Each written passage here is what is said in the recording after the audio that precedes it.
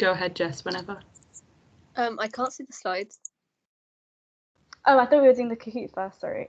Wait, I think we're doing the Kahoot in like... I know we can do the Kahoot now, that makes sense. Yeah. Zoe, could you share your screen, please?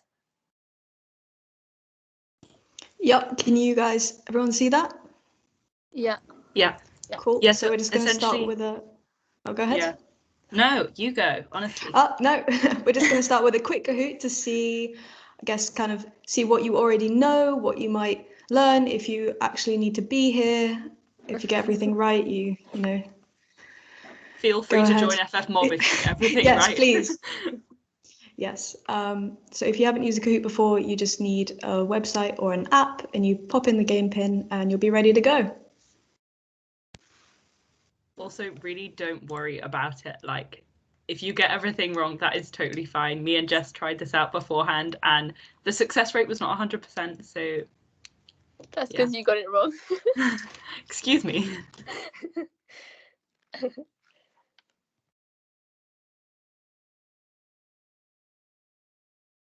Yeah, so we won't play again because that would be cheating.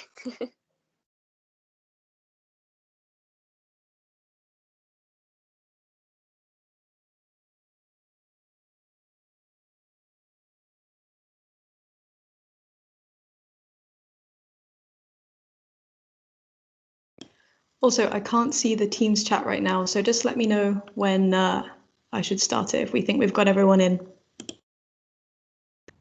Yeah, we can give everyone, like, I don't know, a little bit more time to join, find the link, and things like that. We've also spared everyone from the Kahoot music, even though I'm personally a big fan. So am I. It gives me so much nostalgia. Thank you, that's the backup I needed. I don't think we know how to put the music on. I've tried to put it on. Can you hear it or not? No. No? Oh, it's just very loud in my own earphones.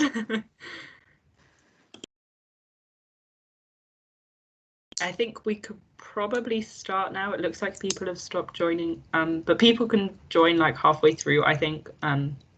Just might reduce the chances of winning slightly. All right, let's go.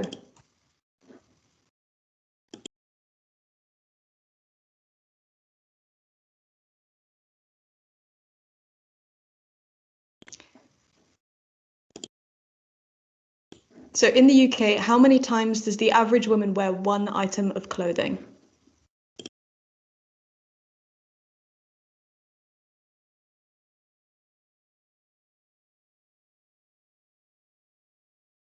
Yeah, so this was on a survey done over 2,000 women in the UK, and they found the average woman actually wore one item of clothing 3 times before throwing it away, which is a bit concerning. So who have we got here? Sarah, Abby and George, well done.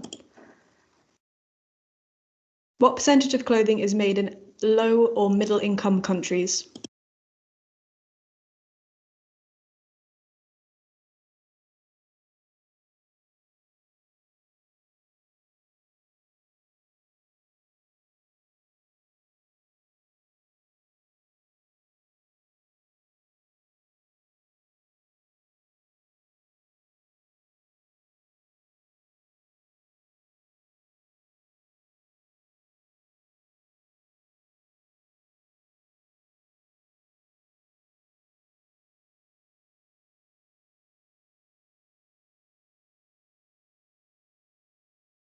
That was better performance there from everyone, well done.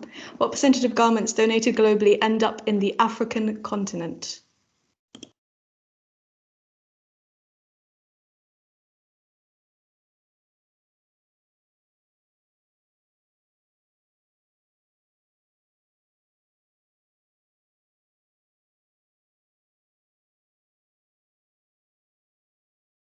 I'm sure everyone's gathered by now, but speed is also a crucial component in your success rate, which me and Jessica also gathered. Okay, so this is a really interesting one because when you donate your clothes to charities, they end up being shipped, quite a lot of them, to Africa, where they're used in secondhand clothes markets. So the fashion industry accounts for what percentage of microplastic flows into the ocean?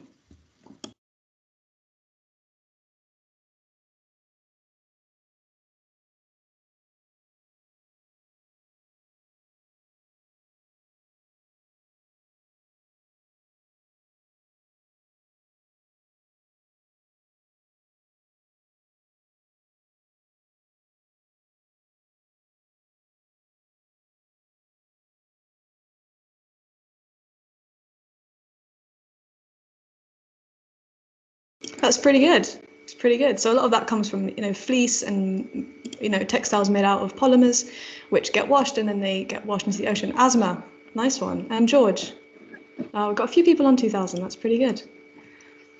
What percentage of global carbon emissions is the fashion industry responsible for?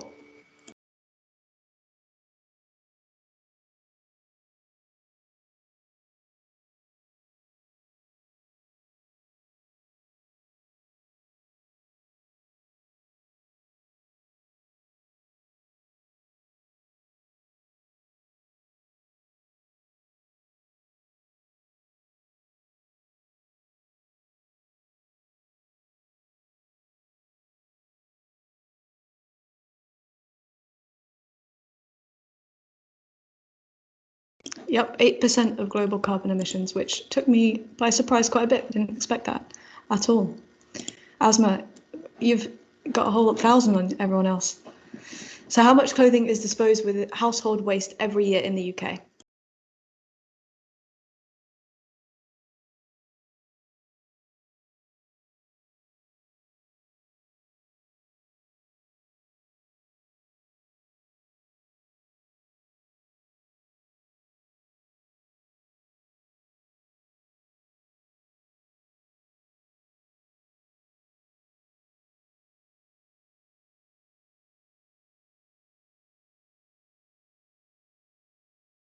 Pretty good. This is a survey done by the UK government, who found that quite a lot of our clothes are being thrown out with household waste, and they sorted that all out for us. Asma, you're on fire. But everyone else, George, Kim's, Abby, and Minnie. Okay, we've got a pretty good top podium over here. So what percentage of global insecticide use is cotton responsible for?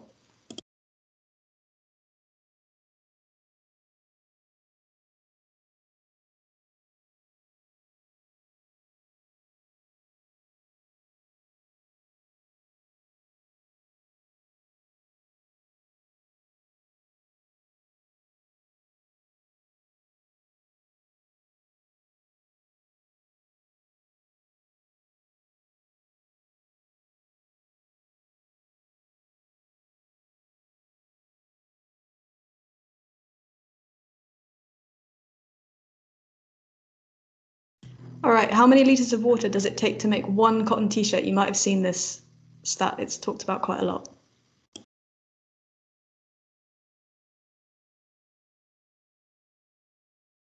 I don't know, actually. That's You're just the what one- I was thinking. You're the one who told me about it. Really? Yeah.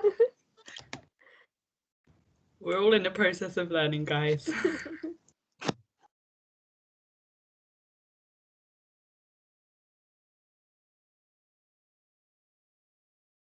That's pretty good. I think it's one of the best yet. Asma still ahead and George. Okay. Got 2 more questions to go, guys. How many litres of water are used during the production and use of a pair of Levi's 501 jeans?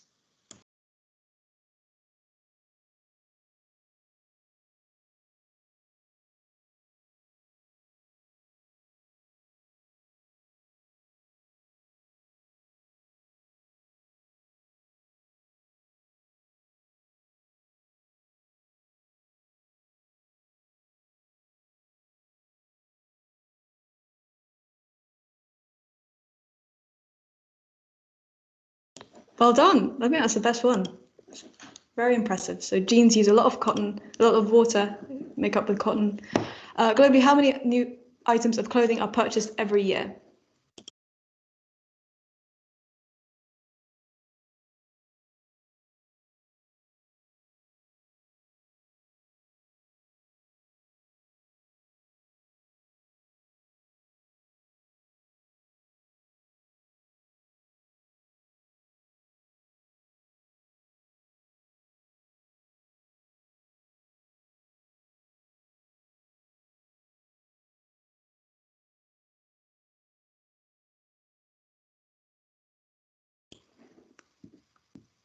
All right, so third place we have Minnie. Well done. Good effort.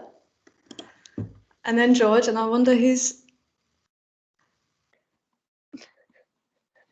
Asma, well done. 7 out of 10. I wish we had a prize for you. We don't.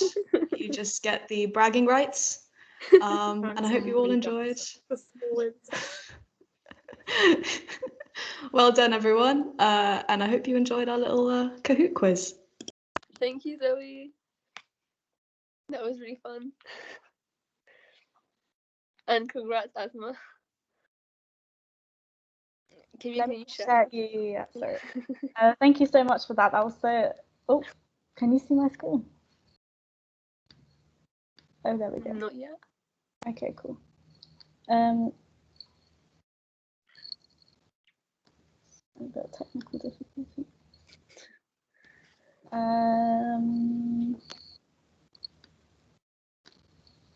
There we go.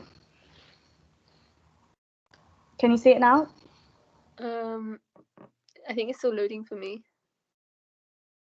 Can anyone else? Also for me, I can't see the slides yet. I can't see it either. Oh, okay. That's interesting. I'll try again.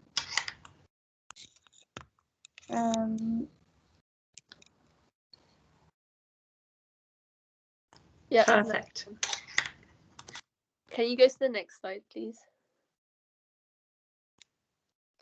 Okay, cool. So just before I start talking, how do you guys feel? Like, did you discover anything new, or did you kind of already know the environmental impacts of fast fashion?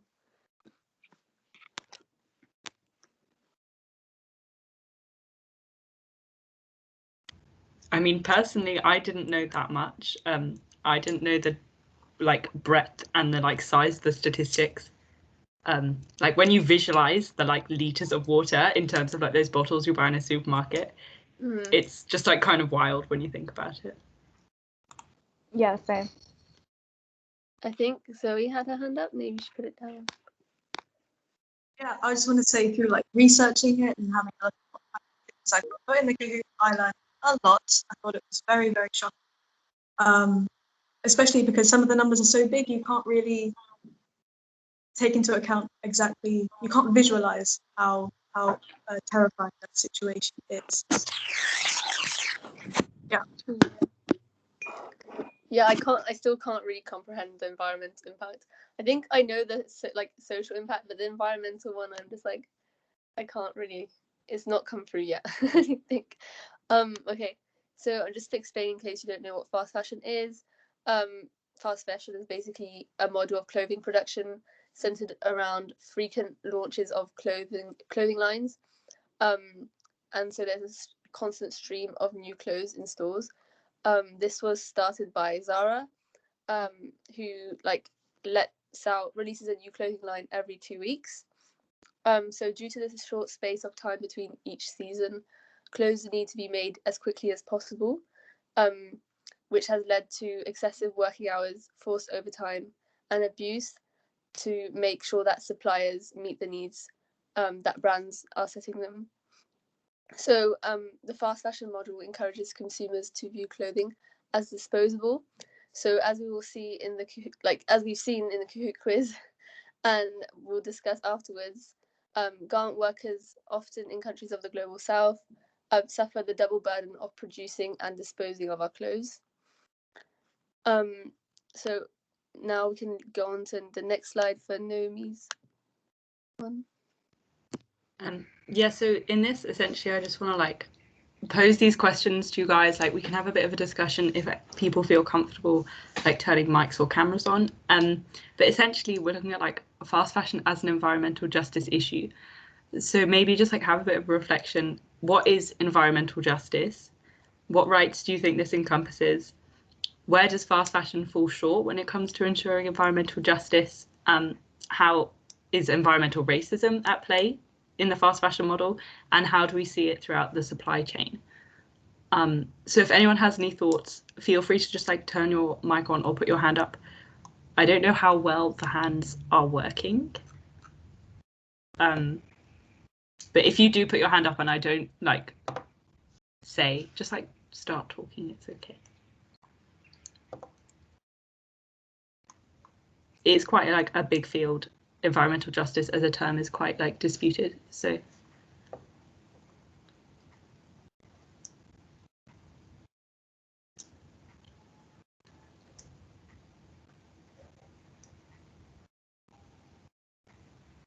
Someone's got their hand up. Please go for it, I can't see. It's Georgios. Hey, yeah. I think one kind of element that I can think of real quickly is like the environmental racism issue that you mentioned, which connects really to what Jess said about this double burden of these manufacturers in the global south who need to produce the fast fashion kind of items and then also need to dispose of that. So our consumerism in the global north and our ability to have new, I don't know, things to wear every day, every week, every season relies on the exploitation of global south manufacturers and communities which are racialized, gendered. And that's obviously an issue of environmental justice because the environmental burdens of disposal are being carried disproportionately by communities in the global south. And it kind of reflects also this broader issue of saying capitalism disconnects the source of production and the kind of location of usage. So we can use these things without caring about where it comes from and where it goes. And certain communities are disproportionately affected by both of those things. Yeah, thank you so much. That's just like completely encompassing everything pretty much. And that definitely shows how much of an environmental justice it is at like a global scale as well, because it does impact these local communities very much so, but it's because of these global processes, and it's really interesting how those processes like filter down from like broader systems to impacting individuals. In terms of some definitions of environmental justice, they are debated, but some of the rights that it kind of encompasses as a concept: the right to be free from ecological destruction, the right to environmental policy that is free from discrimination and bias, that is based on mutual respect and justice for all people, and their inclusion in decision making. There's definitely more rights that environmental justice can encompass, so if anyone thinks of any, like, feel free. In terms of the relationship of environmental justice to fast fashion, like Georgios said, there's very much the burden of both production and disposal. So in terms of production, Jess will probably explore this, I think, in a little bit, but it is those who work in or live near textile manufacturing and disposal facilities do bear a disproportionate burden of the health hazards. It tends to be the marginalised populations who suffer the most, because environmental racism can lead to communities being, for example, housed in more vulnerable housing or in more vulnerable locations to things like industrial effluent or disposal facilities. And this really does occur across the entire supply chain. So production, dyeing, disposal, all sorts. Sarah, that's a really nice point. I really like that. She said, for environmental justice, am I right in thinking there is a lack of rules and regulations in terms of making sure waste products are disposed of properly?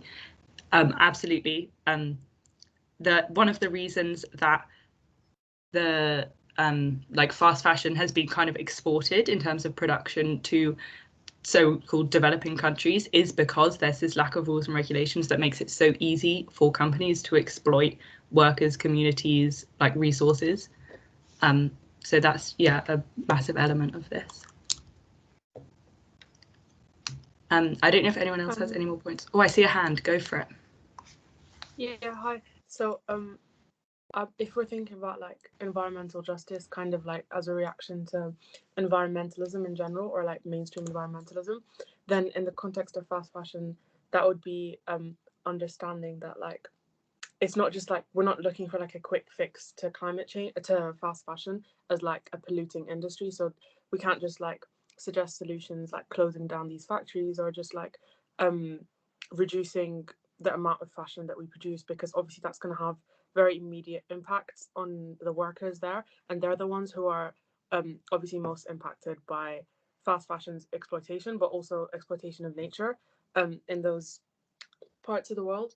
So like environmental justice would actually be looking at more like holistic approaches that take into account like all the power dynamics involved, not just like the ecological impacts in isolation. Yeah, thank you. That's an absolutely perfect point, and that's actually evident in the UK as well, because whilst a lot of what we talk about does refer to workers in the global south, you may or may not know that Boohoo is a company that has a lot of factories in Leicester, which is literally an hour away from Warwick University. And there was a scandal that exposed a lot of the poor working conditions. And one of the things they did, they were like, oh, well, look, we've got a new auditing process. Look at us. We've already dropped like 20 factories from our suppliers list. Haven't we done so well in becoming more ethical? And you take a step back and think, have you done well? Like, you've just made redundant, hundreds, thousands of workers who now, in the middle of a pandemic, don't have a place to work. So it really is thinking about those holistic kind of proposals to make the situation better for garment workers and for the environment.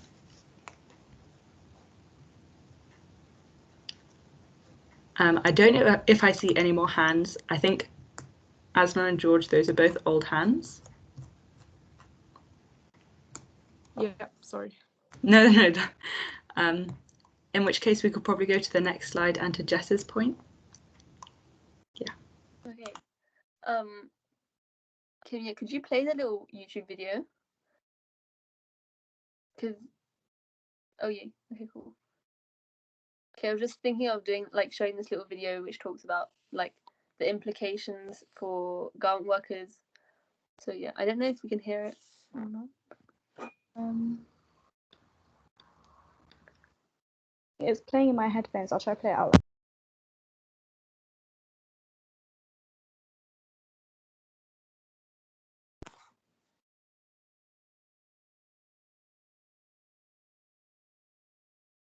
Yeah, we can't hear.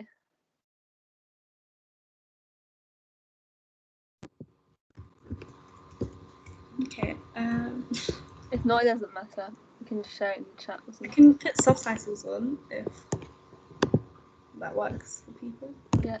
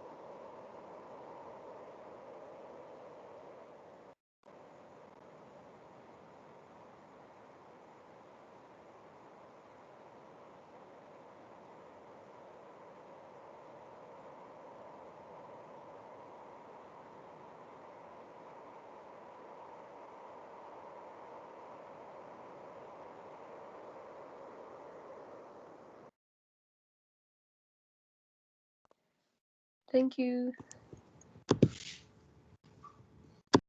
I just wanted to show that because then you get to see like what it actually looks like to live amongst the environmental waste that fast fashion has created, and their impact on communities. Wait, I'm using my phone, so I need to like get the bigger version of my computer. 2 seconds. Okay. I'll just start talking and then I'll ask a few questions. Throughout the entire life cycle of a garment, communities of colour face environmental hazards. Like fast fashion is clearly an environmental racist issue. So starting from production, garment workers are exposed to toxic fumes and inhale fabric dust, which can lead to serious health problems. So for example, in China, 70% of the rivers and lakes are contaminated by wastewater. So this is also the case in like Bangladesh, Indonesia, and Zambia. So like these communities basically like live amongst this waste, which impacts their access to water, and creates lots of like health issues. And I remember in that video they said that like, yeah, these communities have lost the ability to smell in some cases. So yeah, this has become like a public health crisis, and it's really surprising the amount of communities that have to like deal with this issue. So yeah, like we've already said, and which George has already said, garment workers are not only the producers but also has to do with disposing of fast fashion. So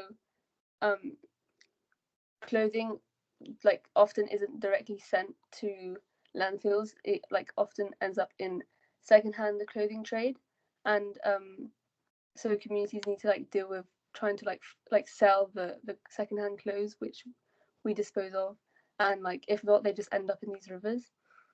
So yeah, how did you guys feel about that video? Like, did you like know the like that it polluted like rivers and etc.? I'm sorry about like the volume.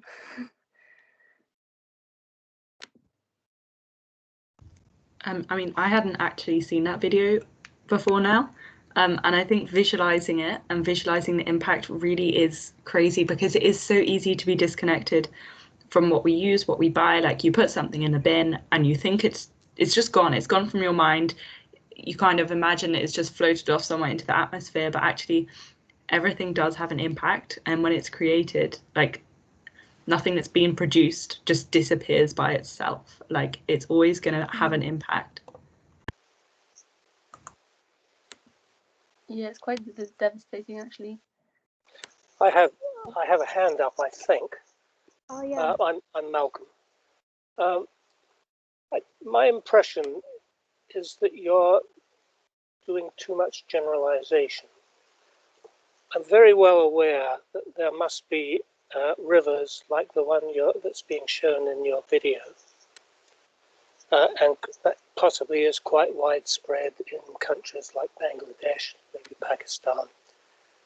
But for the most part, garments are produced in Southeast Asia and Africa, and both the laws and the compliance with the laws on wastewater treatment are pretty clearly established, and any Western country would recognize the standards that those water treatment plants have to operate by. When you get shut down and your customers desert you if you don't operate according to those standards. Similarly, there are all kinds of garment factories, and the issue with fast fashion is it's cheap. I mean, that's the driving force between fast fashion, and the lower the price you pay, the more difficult it is for a manufacturer to obey the rules, pay the workers their statutory earnings, and still make a profit. So the garment workers that I'm familiar with, and we employ about 25,000 people in our factories, are in fact paid according to the law.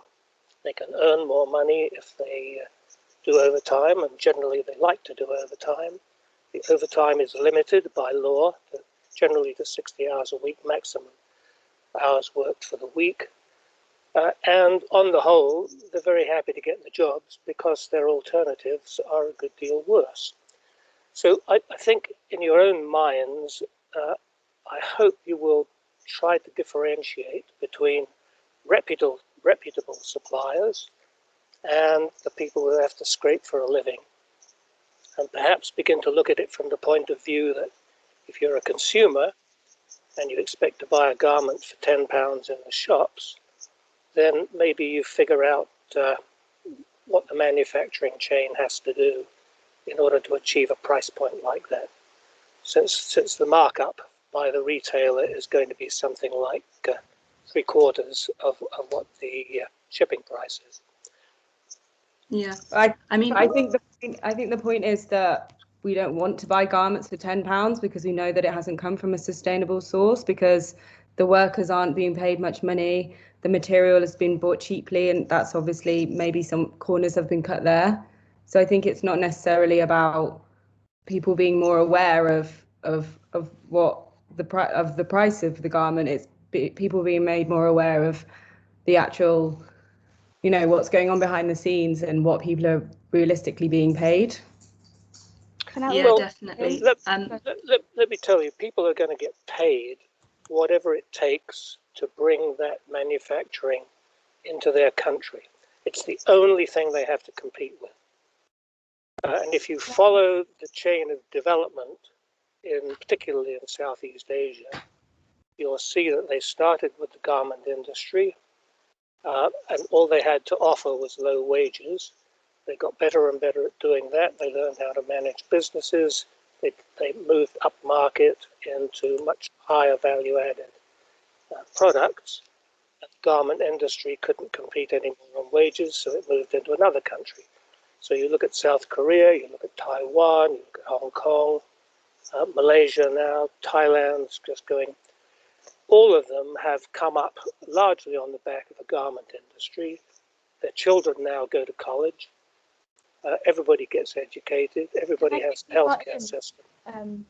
This is sounding a lot like white saviorism to me. So we should be. It's nothing like white saviorism. It is. I've worked for is Chinese.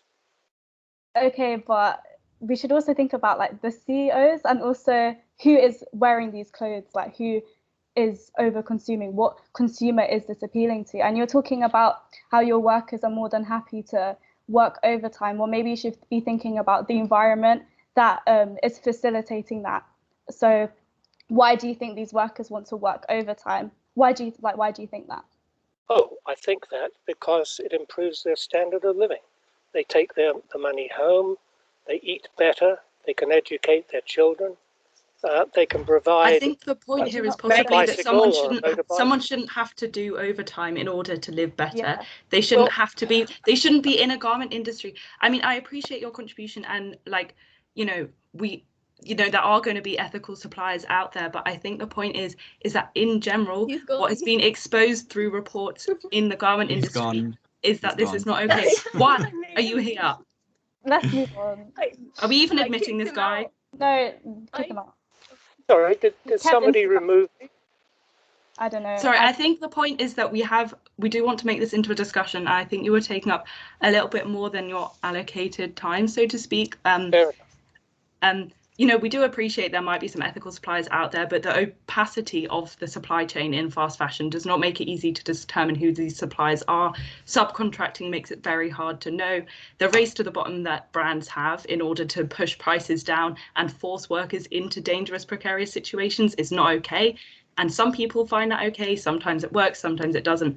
But what we're focusing on is the fact that it is rare to have a sustainable supplier. And even if there is a sustainable supplier, they're working within an unsustainable system. So, yeah, I think we're just going to move on to the next point. Go ahead. So this point, we're going to be looking at neocolonialism. This has been touched on, I think, already, but essentially, it is important to examine local context and case studies, but we do have to consider the wider power dynamics that underpin unjust and damaging structures. We do know that this impacts workers negatively. We know that it impacts the environment negatively. And so we want to see, how is this negativity a product of a wider system? Who benefits from the fast fashion industry? In what ways does it illustrate neo-colonial relationships or whitewashing? and are sustainability solutions really sustainable?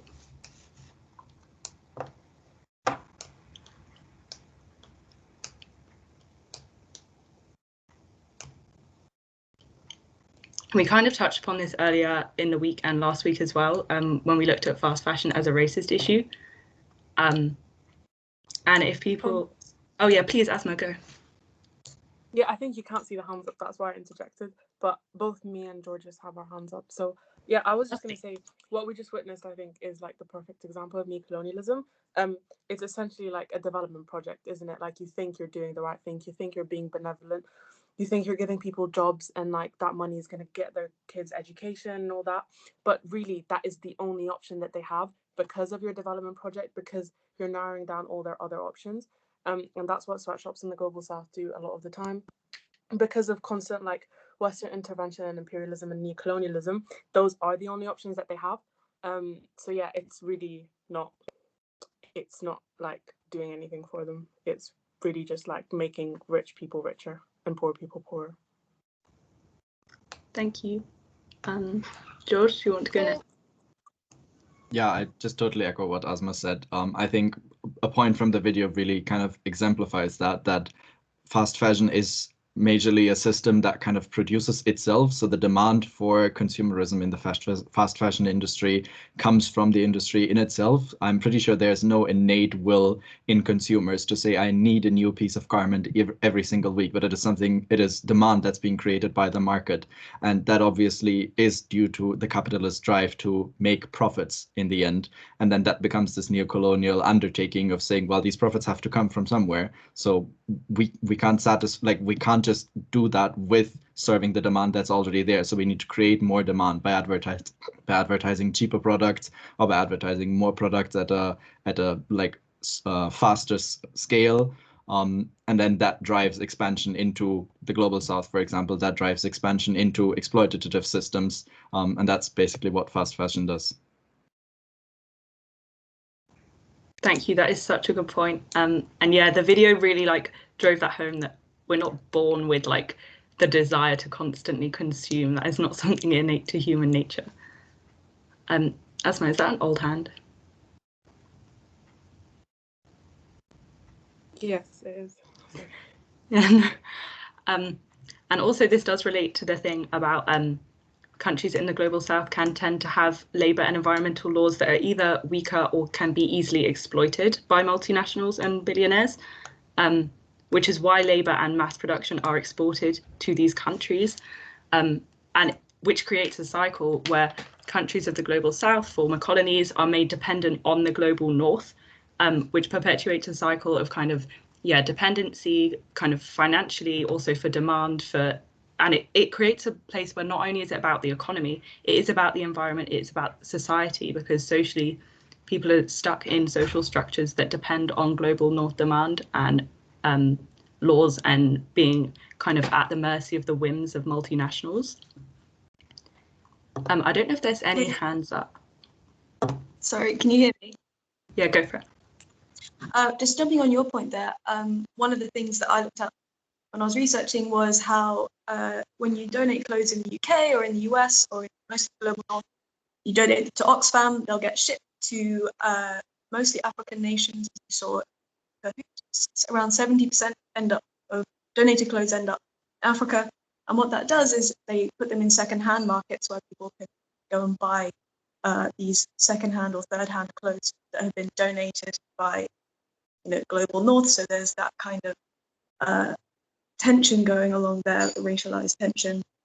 But then that has a sort of knock-on effect where the local textile industry cannot compete with the cheap prices of these donated second-hand clothes, and so they go out of business. And then you have, on top of that, companies, factories and companies like Boohoo or these textile companies that want to make fast fashion clothes very cheaply, moving in and offering employment, which isn't, which people have to take, because the old textile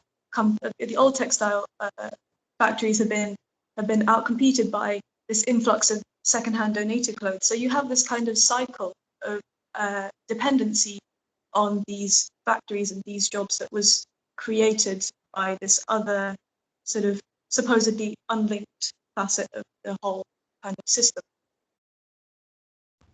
Yeah, thank you very much for that. Does anyone else have their hand up? At this point, Teams is not doing it for me. In which case, I just want to jump on Zoe's point a bit actually and relate that to eco-colonialism.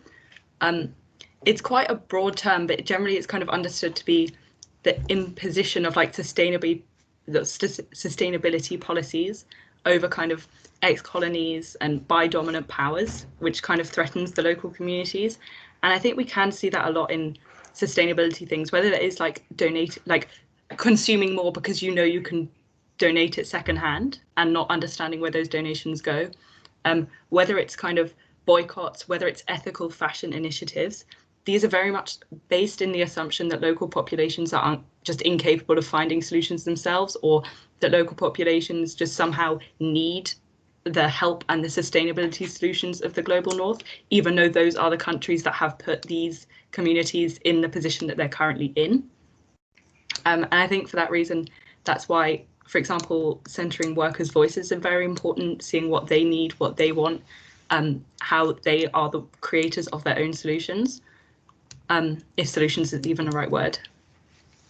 And I think the final point about whitewashing, I don't know if anyone would want to jump in, but something I've been thinking about is how there is a risk that Western brands and movements become the face of sustainability when we're the ones causing the damage.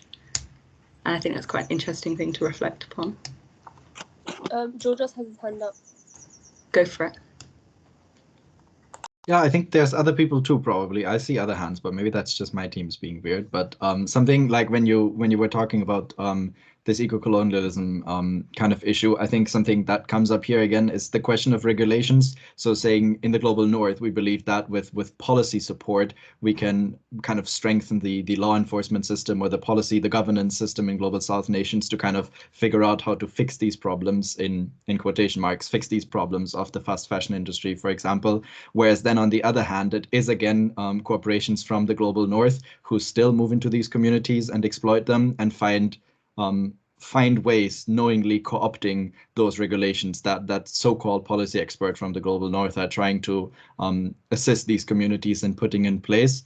And that obviously works because neocolonialism and capitalism kind of operates through these systems of oppression, of saying there are certain local elites that don't have to be from the global north, but they're being kind of taken into that movement, and they act as local oppressors, helping those corporations to kind of circumvent and undermine the regulations. And I think so this whole idea of saying we just need better policies, that doesn't solve the problem. Thank you. That is such an important point. Are there other hands? I would just like to say, beyond the isms and the schisms and the obias and the phobias, taking it back to the basics of whitewashing is what allows some random person to be talking about how, capitalist development is amazing. My 25,000 workers personally love selling their labor to produce cheap, ugly, uncreative clothes to provide the gowns for a deteriorating cultural and social landscape.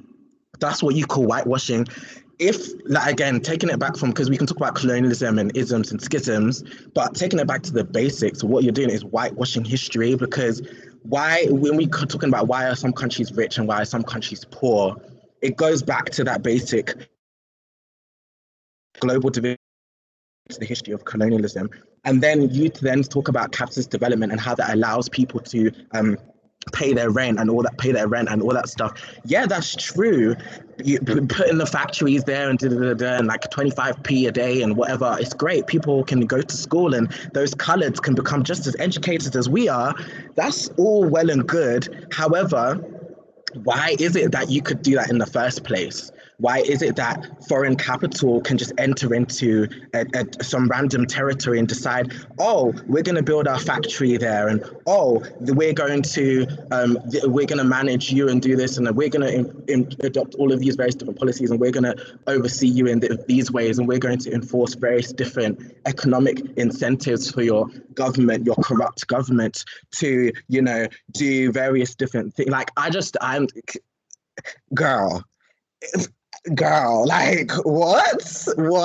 That's just funny to me. Like, I don't understand that. I don't understand that at all. And then also, like, people have to work. Like, we're talking about what people have to work. And so you saying, well, I provide jobs and miners went into various dangerous, like, crawling underneath the ground, underneath the floor, because they needed money, because they needed to work. So I'm just like, that doesn't, just because you're providing those jobs and just because you're providing those services doesn't mean that the general arrangement of society which allows you to do that is good. And then also we're talking about, like, this process is not even violence free, because we're seeing with certain industries, with colonialism, what they did was literally flood certain industries with their own cheap products. Or in some cases in Bangladesh, for example, they said that, oh, the fabrics are so beautiful, and in some cases reported to cut off the hands of very skilled Bangladeshi garment workers because they could do beautiful things with their hands, right? And it's like these ideas that, oh, we are the ones who are bringing these new ways of doing things. Again, as I said, cheap, ugly clothes, uncreative, a deteriorating social and cultural landscape. The environment is collapsing around us. Ecological collapse is around the corner. And this isn't, you know, for me to do doomsday, all that sort of stuff, and not being dramatic or anything, but it's like, we can see these processes happening around us. Slow violence is still violence. And so for you to come here and then posit, well, my workers love the fact that, you know, they can work overtime. Why is it that this is normalized, the idea that people even have to work overtime in order to make their basic necessities, like to meet their basic needs in the first place, and stuff like that? Like, yes, it's cool that people can work hard, and yes, it's great that people can have jobs, and yes, it's great that, you know, people can meet their material needs and all that sort of stuff, but, like, let's be more creative with the solutions to social problems. So that's that on that. That's the tea, honey. Oh my God, thank you. That was so well said. Yeah. Very well, honey. Should we go on to the next? Oh, no. Does anyone have their hands up? I don't think so. You can go on to the next slide. I'm like just taking in everything you just said. Yeah. That was so good. Yeah, feel free to go to the next slide, I think.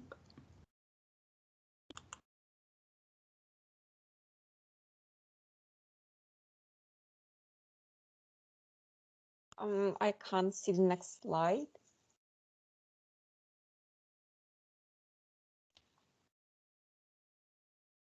Oh, okay. So, like, just taking everything in.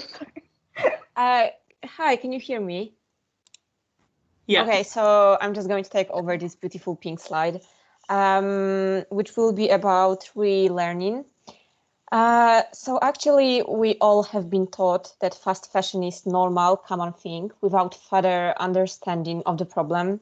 So, for instance, as a child, I have never encountered a broader insight into fast fashion industry, garment working, or human exploitation.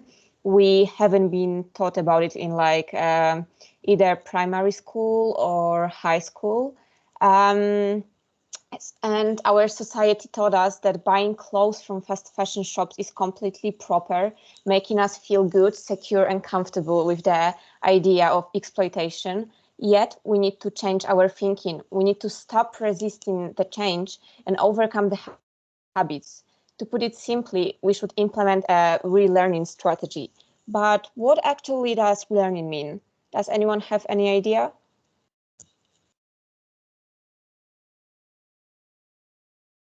I think it's like reimagining solutions to, like, fast fashion and like how society can overcome fast fashion and replace it with other means of accessing clothes. Yeah, exactly. It's like adding a new meaning to the current knowledge we have, and all the awful examples of fast fashion, all to understand the complexity of the industry problem and to better focus on garment workers and their needs. Can I also, Martina, can I just like... Yeah, sorry, of course. No, I mean, I feel like also the word solution sometimes can be a bit problematic. Not only can it very quickly become a bit white savior in some contexts, but also like, you know, the idea of solution can make it sound like the problem is very easy to solve. And whilst it can be like, it can be understood simply and we can reduce it down to its basic components. But if we reduce it down to its basic components, it's like colonialism and capitalism, which are quite hard things to have solutions to. That doesn't mean that they don't exist, but like even the word solution sometimes can be a bit problematic. So it's almost like relearning how we envision a new world. I just wanted to add. Yeah, exactly. Thank you very much, Naomi. Could you please move on to the next slide? And now I'd like to talk about greenwashing. And previously I saw a question on the chat.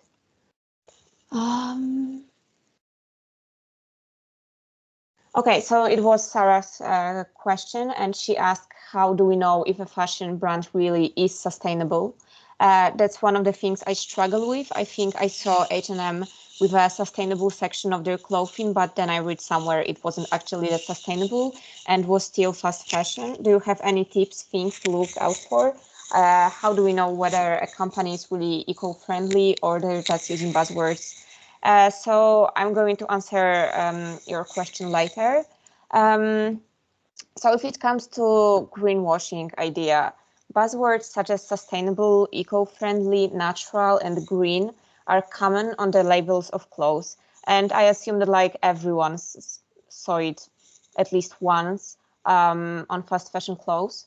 However, we really need to question whether businesses are honestly encouraging conscious brands, or are they just merely performing sustainability?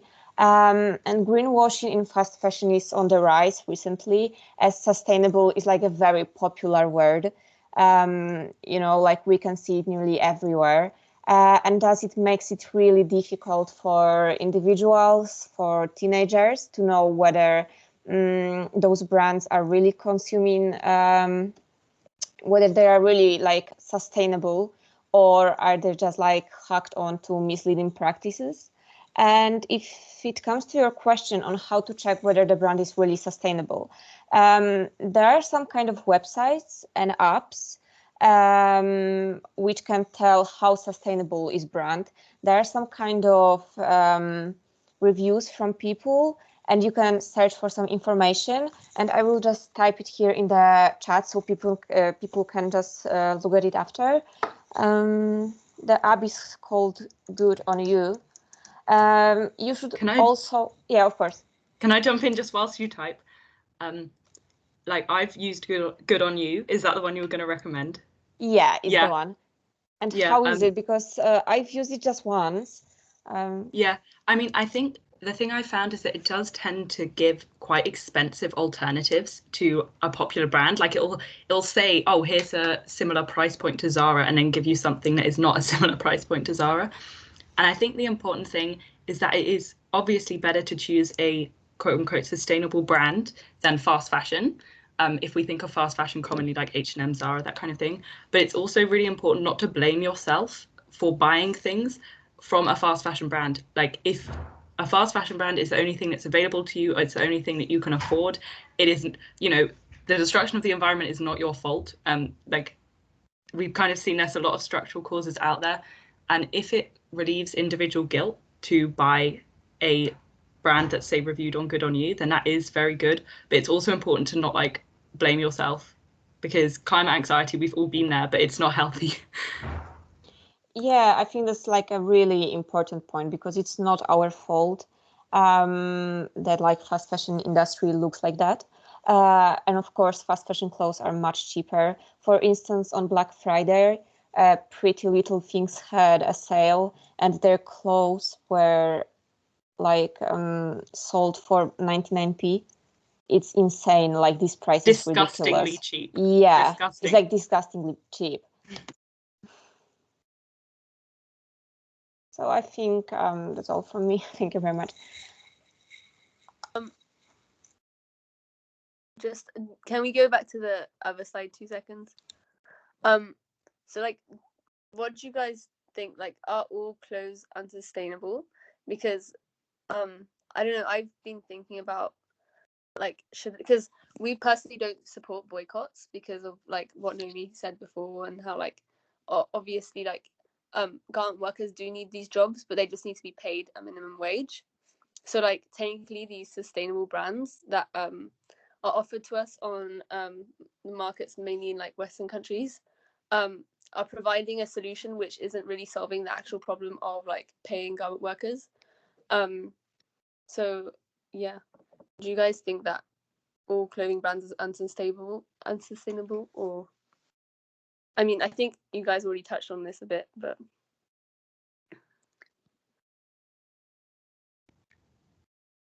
I've had a new thought, but I don't want to interrupt if someone has their hand up.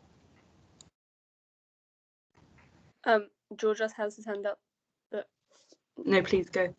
Yeah, it's not exactly an answer to that question, but like, I think it just kind of came to my mind when you guys were talking about this kind of whole problem of what is it actually that we can do in the face of so many structural issues.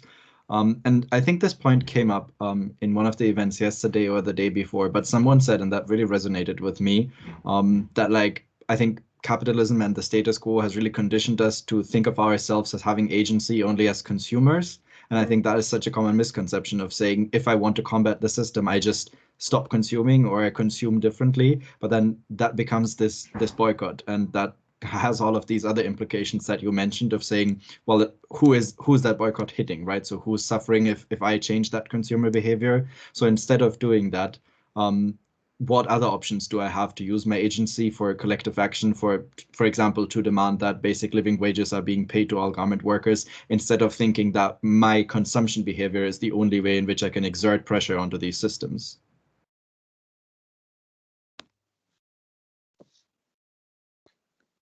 yeah, that's a great point.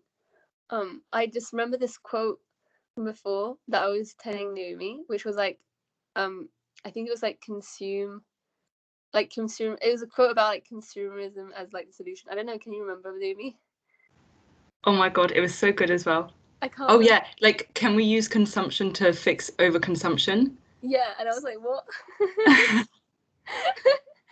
We were looking for quotes, and then we stumbled upon that quote, and we were just like, okay, this is not what we were looking for.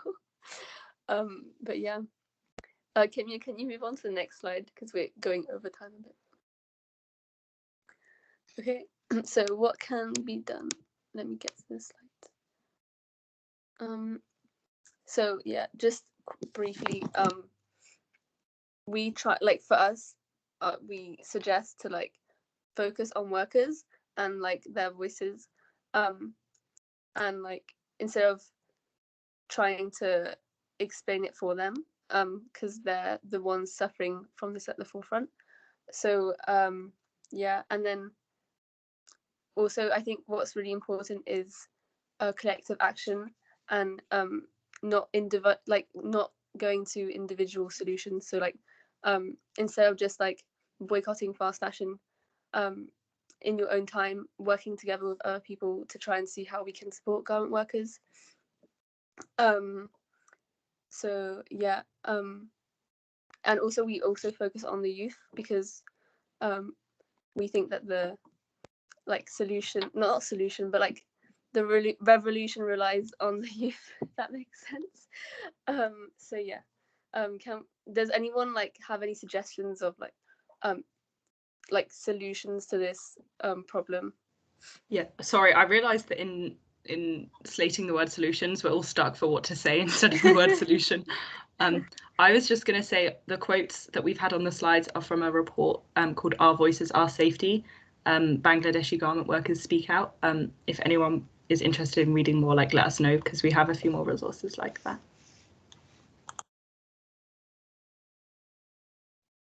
Yeah, could you put that in the chat, Numi? Actually, if you. Okay, so I'll let Kimya talk about what's coming up next for the Green Week. Oh, sure. But like, first of all, thank you so much. This presentation has been amazing. Yeah, and I'm so sorry to everyone for that old crusty white guy and his white savior complex. So anyway, yeah, thank you. Can I have one question? Who is that? Oh, yeah, sure. Yeah, Martina, like, who was even that guy? Like, how did he come here? I don't know, to a little Warwick SC event as well.